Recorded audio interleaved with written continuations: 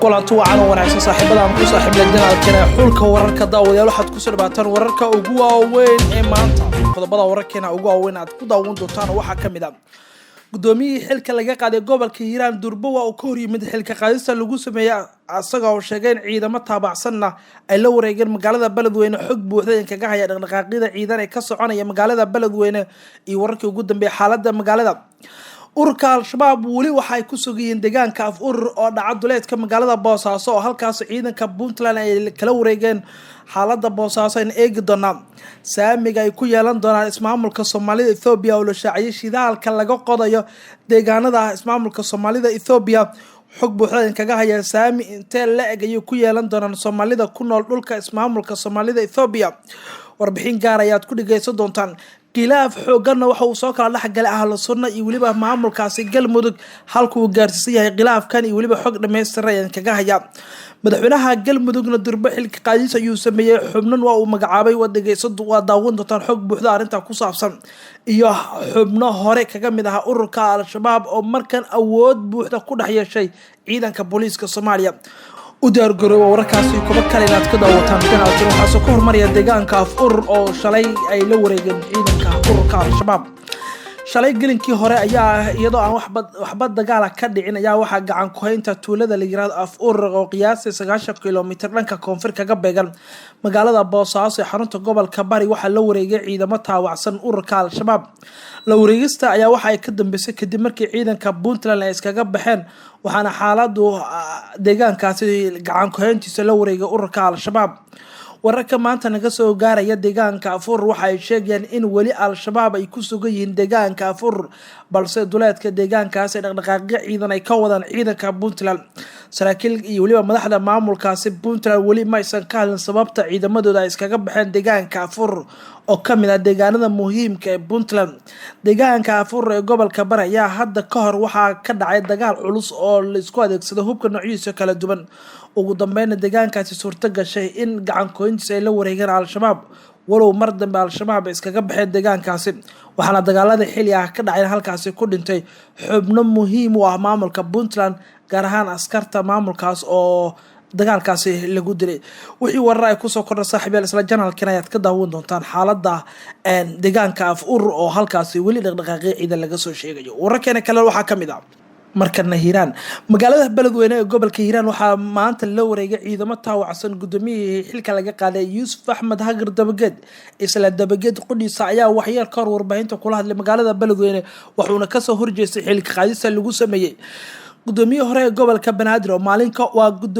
gudoomiyaha hore ee gobolkaasi Hiiraan oo maalinka hore xilka qaadis lagu sameeyay Yuusuf Axmed Hagar Dabageed ayaa eedeyn kulul u jeediyay madaxweynaha Hiirshabelle iyo ku-xigeenkiisa shir jaraa'id oo warbaahinta ugu qabtay magaalada Beledweyne ayuu sheegay in madaxweyne ku-xigeenka Hiirshabelle uu ku amray in ciidamada militariga iyo booliiska iyo nabad sugidda ay ku sugan magaalada Beledweyne inay soo xiraan balse asaga uu yahay shakhsi awood leh ana la soo xiri karin sida uu maanta Dabageed warbaahinta u sheegay waare iyo cali guudlaawe xiritaankooda ima qabto laakiin waxa ay noo yaala sharci ah in qaab nidaam aan ku kala baxno suurtagal ma noqonayso in dhaqaalaha Hiiraan ay qaataan labadaasi shakhsi ayuu ku sheegay shirkiisa jaraa'id Yuusuf Dabageed madaxweynaha Hiirshabelle iyo waliba dhammaan mas'uuliyiinta kale maamulkaas ayaa sheegaya in dhaqaalaha kasoo xarooda magaalada Beledweyne lagu shubi doono akoonada gaarka ee maamulka uu leeyahay hadalka gudoomiyaha gobolka waa gudoomiyihii hore xilka laga qaaday ayaa u muuqda mid uu ku diidan yahay xilka qaadista lagu sameeyay uu ku sameeyay madaxweynaha Hiirshabelle waxaana soconaya xalin arintaasi ay ku jiraan wasiirro iyo xildhibaano ka tirsan Hiirshabelle ay ku doonayeen in lagu xaliyo buuqa hase yeeshee magaalada Beledweyne waxaa hadda gacanta ku haya ciidamo badan oo taabacsan kuba Yuusuf Dabageed kana soo horjeeda xilka qaadista lagu sameeyay wixii warar saaxiibayaal ku soo kordhay isla arinta Hiiraan waa daawan doontaan qeybaha kale wararkeena ku jira madaxweyne xaaf waxa uu xilka qaadis uu ku sameeyay xubno maamulkiisa kamid ah sidoo kale waxa uu magacaabis uu sameeyay wararkii ugu dambeeyay Kenya magaalada Dhuusamareeb ayaa waxa ay sheegayaan in madaxweynaha galmudug uu sameeyay xilka qaadis ee magacaabis Axmed Ducaale Gelle Xaaf ayaa lagu soo waramayaa in xilka uu ka qaaday gudoomiyaha gobolka Mudug asagoo magacaabay gudoomiye cusub oo gobolkaas yeelanaya Cabdiraxmaan Cali Diriye ayaa madaxweyne Xaaf u magacaabay inuu noqdo gudoomiyaha cusub ee gobolka Mudug halka Dr. Diriye laga sugayo inuu qabto shaqooyin culus oo badan oo gobolka ku saabsan. Madaxweyne Xaaf ayaa warqadiisa magacaabista waxa uu faray hay'adaha ammaanka ee ka howlgala gobolka Mudug inay la shaqeeyaan gudoomiye Cabdiraxmaan. sidoo kale hay'adaha garsoorka ee ka howlgala gobolkaasi Mudug ee Galmudug ayaa la faray in madaxweyne Xaaf in ay la shaqeeyaan madaxweynuhu waxa uu faray inay la shaqeeyaan gudoomiyaha cusub ee gobolkaas uu soo magacaabay waxaana xilka laga qaaday gudoomiyihii hore.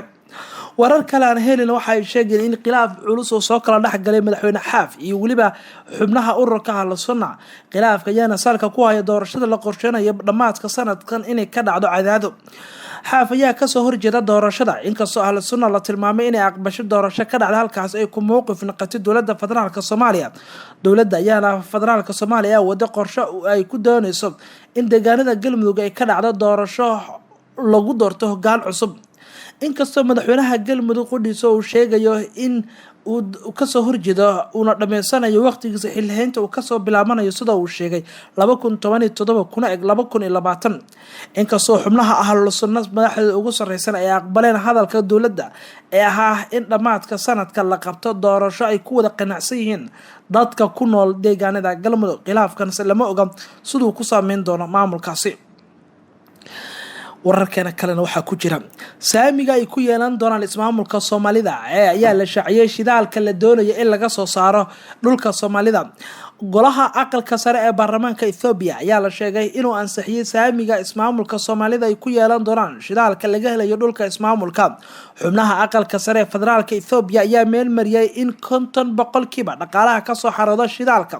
laga helayo gobolka Soomaalida uu yeelan doono ismaamulka Soomaalida.